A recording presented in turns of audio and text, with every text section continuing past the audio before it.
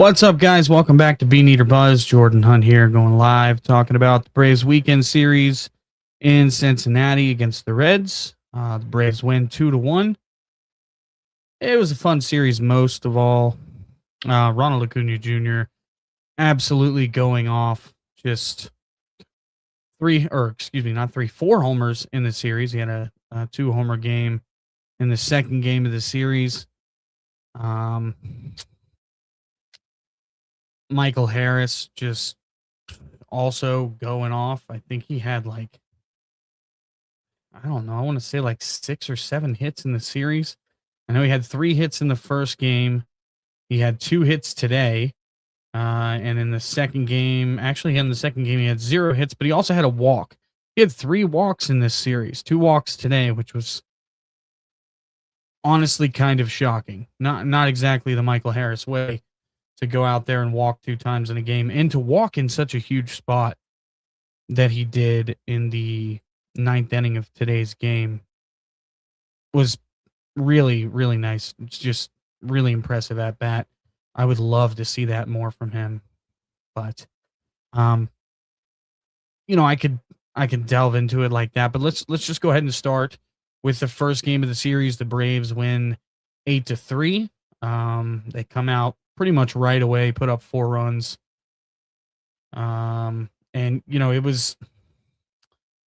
It felt like they probably should have scored more off of Paddock. They had 7 hits. They had 3 walks. It felt like they should have had more, but they did get 4 runs in.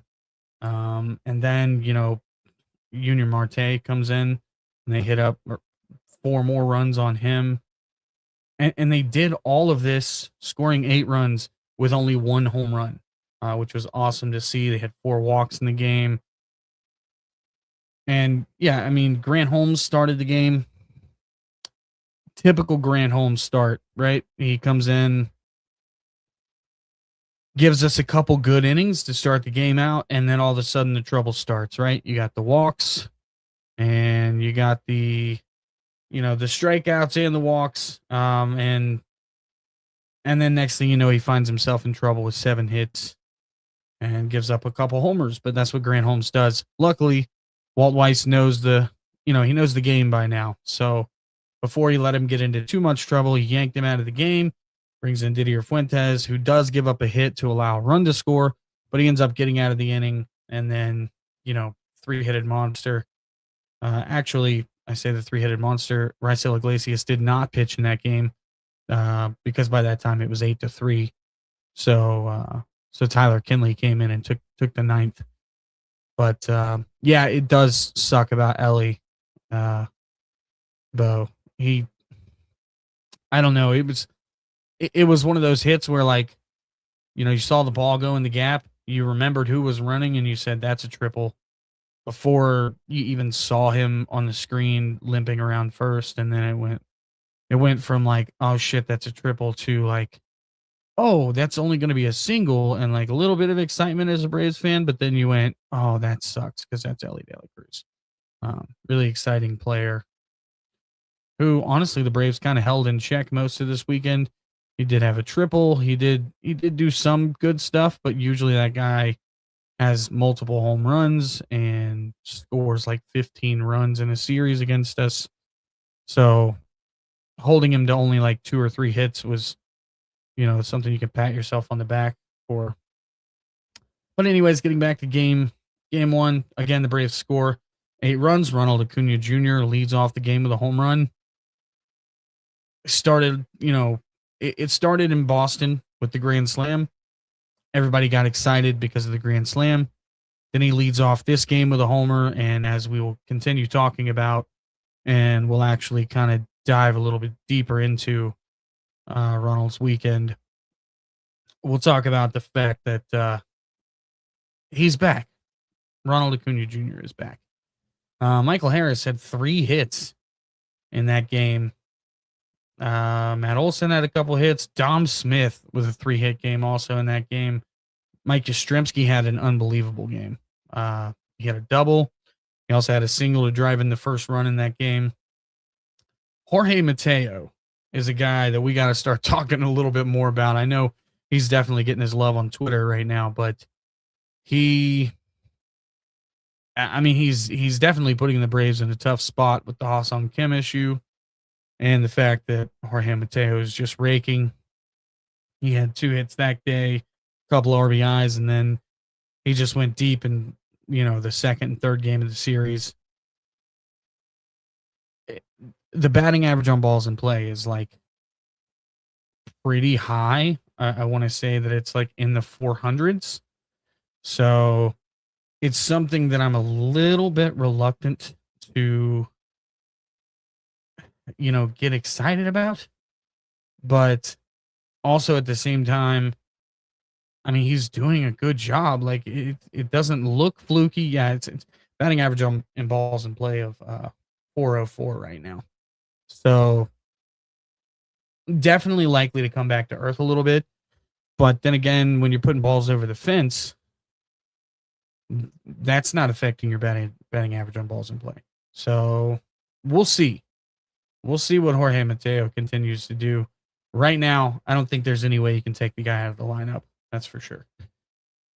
So that's pretty much it for game 1. Game 2 was kind of similar. It wasn't as much of a blowout. Braves end up winning 5-2. But again, it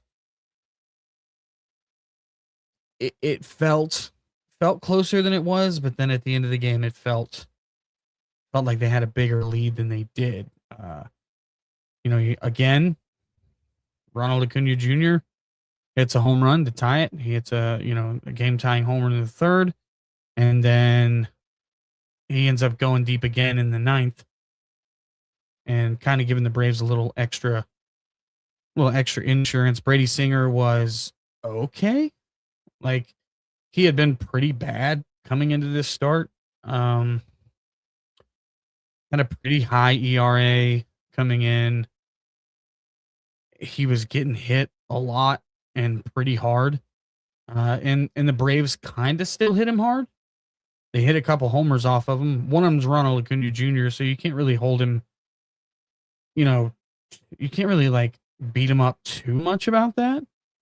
The other one, I believe, it was also Mateo, and then also went deep in that game as well. But that was much later in the 7th inning. So Martin Perez, he did what Martin Perez does. He goes out there, he gives you 5 innings, he gives you a couple runs, and he keeps the other team in check. I mean, where would this team be without Martin Perez? That's a hilarious thing to say, because I don't think anybody.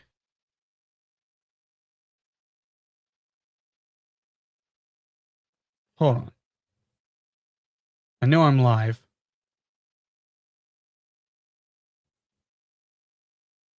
Someone just commented on a post I made and said, "Did you see anything about Ronald and his leg?" No, I've not seen anything about Ronald and his leg. Has anybody else heard about that? I don't know of anything else going on. Anyways, just going back into what I was talking about.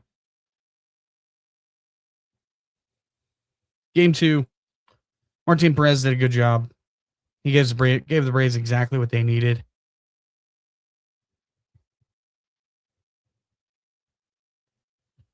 And he gets another win, gets another W.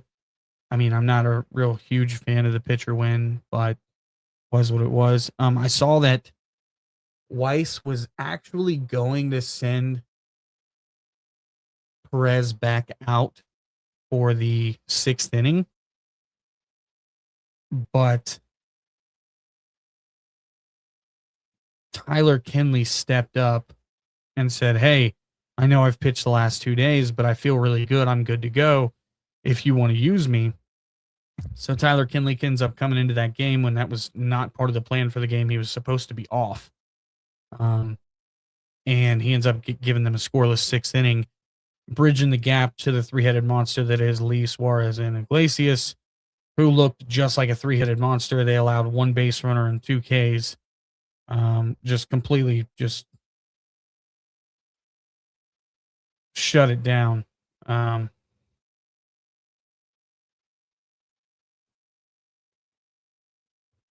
yeah.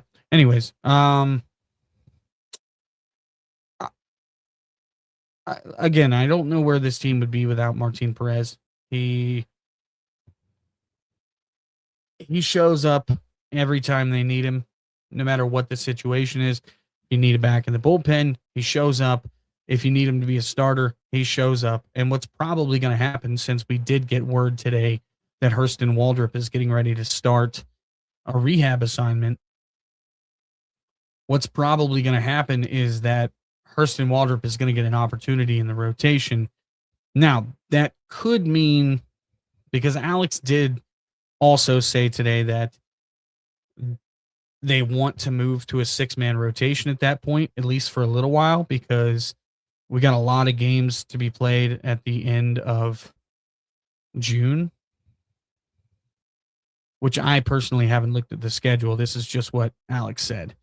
And that's when he mentioned going to a six-man rotation. So you could see Waldrop step in there, and maybe Perez gets to keep that opportunity for a while, or maybe Perez ends up going back to the bullpen. Whatever it is, I'm sure he'll be ready for it. But the offense was good again. They hit 4 homers in that game. Cunha had 2. Mateo had 1. Olsen had 1. I actually believe that in the second inning, Mike Yastrzemski, that's what I was going to say. Mike Yastrzemski had another hit and another RBI in that game. That dude just keeps doing it right now. He had another big hit today in the 9th inning. Didn't end up turning into anything, but the fact that he came in off the bench cold, got another hit, like he's just doing what we need him to do right now. And every single time Yaz comes to the plate, feels like something special is about to happen. And again, talking about that game today, Braves lost 6-4. They put together a nice little rally in the 9th. It looked like maybe they were about to make some noise. It ended up, not ending that way with Matt Olson grounding out with the bases loaded.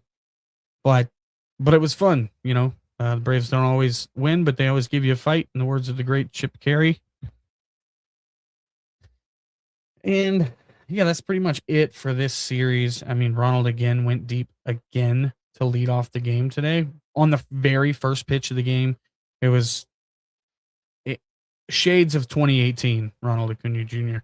It was unbelievable. In the back of my head, I heard that Joe Simpson call when Chip Carey, or when Ronald Acuna went deep, and Chip Carey starts calling the homer, and you hear Joe Simpson in the background going, no. And, that was a pretty sick moment for Braves fans, especially considering, where the franchise had been the last few years prior to that. So, diving into Ronald Acuna Jr., it definitely looks like Ronnie's back. The power is, it's been gone all season.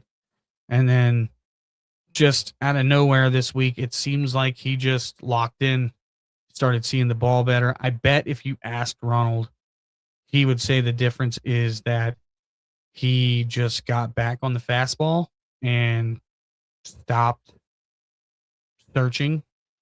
Because, it always looked, that's what Ronald tells you. He tells you that anytime things are going good for Ronald, he will always say, oh, I'm always on the fastball. I'm always on the fastball. I'm staying on the fastball. And anybody who's been watching him the last, especially since he came back, but the last 2 months since this season started, you can definitely tell that he has been caught in between, not on the fastball at all, not staying on the fastball. He's been searching for the off-speed stuff. He's getting caught looking a lot. It's definitely not what you see when you see Ronald Acuna Jr. at his strongest. And this weekend, he hits 2 homers on pitches 95 miles an hour or more. He hasn't done that all year. None of his home runs prior to this weekend had been on a pitch 95 miles an hour or greater. Now, to be fair, he only had 3 home runs prior to this Red Series. So make of it what you will, but he hasn't been really doing anything else to the fastball either. He hasn't been hitting the fastball at all. This weekend he did. He had a big hit also in that 9th inning today to keep the rally going. He got an RBI, driven a run there.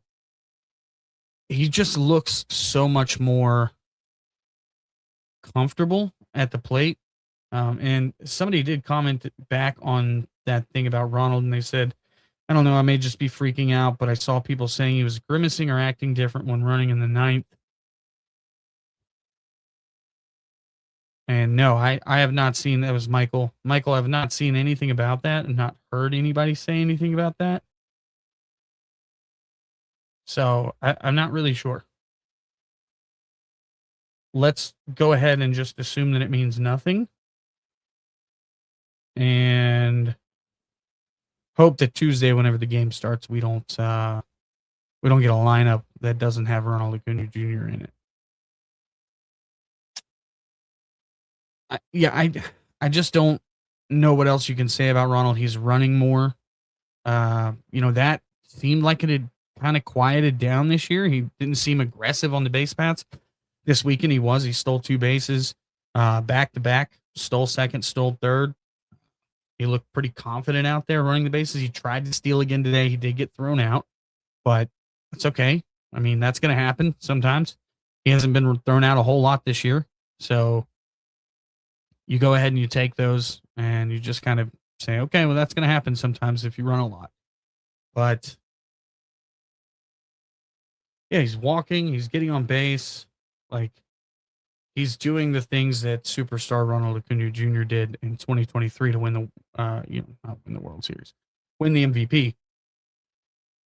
And hopefully, if we continue to see that version of Ronald Acuna Jr. the rest of the season, that's going to be big stuff. So hopefully he can stay healthy. Please stay healthy. Seems like every time Ronald has things going well, all of a sudden, bang, something happens. And, that's fine. It's unfortunate. It sucks to talk about as a fan, but it is true that Ronald is definitely injury prone. But also it's true that Ronald has seemingly taken a few extra steps to kind of prepare his body a little bit more than he had in the past. Maybe he's being a little bit more cautious. There was a couple plays today in the outfield that you probably wish Ronald could have made, but is it worth it at the expense of potentially losing Ronald again for extended period of time? No. You definitely don't want to see a remake of what happened in Miami. So, this weekend is going to be interesting. The Blue Jays are coming to town. They've not been the Blue Jays that I think everybody expected.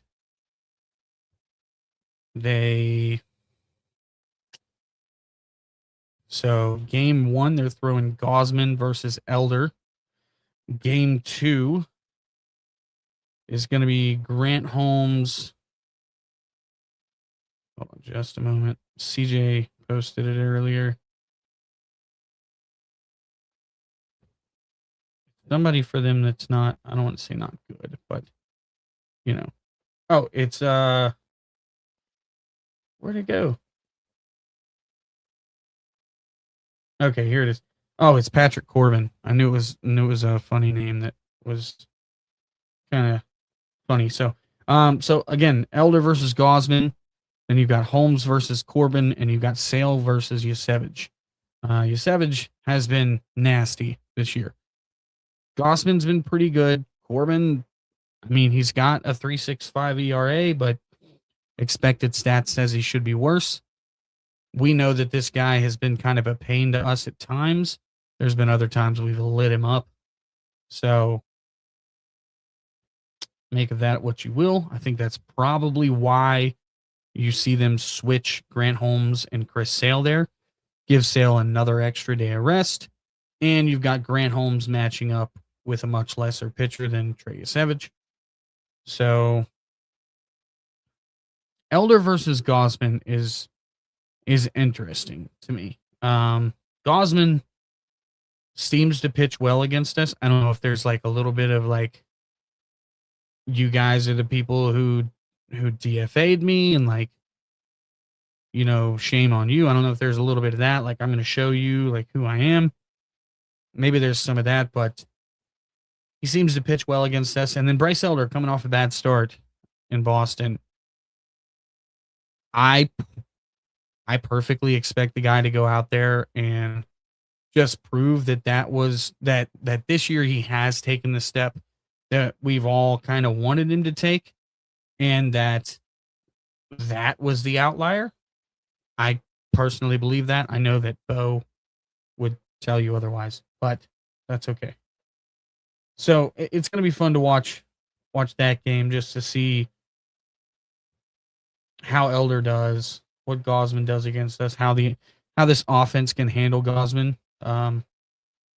Luckily, again, we get a couple more right-handers. Now, we get a left-hander in Patrick Corbin, but again, it's a left-hander that a lot of guys on this team know, and they know well. Austin Riley, I believe, has like a bunch of homers off this guy. So maybe that could mean good things for him. That would be cool. So kind of diving into that one. Holmes and Corbin. Holmes is going to give us what he gives us every time. Like, if you're starting to lean either way with Grant Holmes, he kind of nudges you back the other way, right? You start to lean towards like, oh, maybe he can be a starter. And then he's like, yeah, maybe not. And then he's like, oh, like maybe he needs to be moved to the bullpen. And he's like, well, remember, I can still randomly give you 6 innings and 10 Ks. So you know what he's going to be. You know he's going to be like somewhere between 4 to 6 innings and somewhere between 0 to 3 runs allowed. And no, Vladdy is not going to send a ball into orbit against Elder. Hey, 6 with 2 to 3 earned runs is not bad. I'll take that. That's a quality start, man. I'll take that. And then final game of the series is Chris Sale versus Trey Savage. Savage is really good. He's got that nasty splitter. We saw what he can do in the postseason last year. That's going to be the theme this weekend is splitters, right? We're going to see splitter from Gosman and a pretty nasty splitter from Savage. So hopefully the Braves can kind of lay off that splitter, or maybe get them to get that splitter up a little bit, hang it a little bit, and they can tee off on it a little bit. But I don't know. This kind of does feel like a trap series, if I'm being completely honest. Feels like a series that we could lose. And that's a weird thing to say just because I don't think I've gone in. Actually, I will say that I did kind of go into the Seattle series thinking that, just because their starting pitching is so good and hitting in Seattle is hard. But it's hard to count the Braves out at home. It's hard to count the Braves out anytime they're in Truist Park because they just play different there. There's a different feeling about the team when they're at home. So I don't know. We'll see. It's going to be a fun series. My wife's a Blue Jays fan, so we'll probably go back and forth about it a little bit. She's fun to banter with about some baseball. So that'll be a little bit of a fun thing, and but of course I would like to destroy them. That's how I feel. Especially because we've had a lot of bad luck against the Blue Jays in previous years. More so in Toronto, so hopefully that plays to our advantage again. But There's been plenty of times, even at home against the Blue Jays, that it's felt like we left a lot to be desired, and I don't know. This 2026 team feels different. Anytime you start to doubt them, they do things that you don't expect. And with Chris Sale on the mound in one of the games, you feel really good about winning that game. I can't believe I'm saying this, but you feel really good about winning the Elder game. So I don't know. We'll see. Maybe they can go. Maybe they can go home and sweep them. I highly doubt it. I did actually feel like we had a good chance to sweep today with Strider going out there against Lodolo, especially once Ronald went deep. But I don't know. You can't even say that like Strider felt like he had a bad game. Like it just felt like JJ Bleday like was dead set on destroying us for some reason. And it was just him. Like everybody else they were getting him out.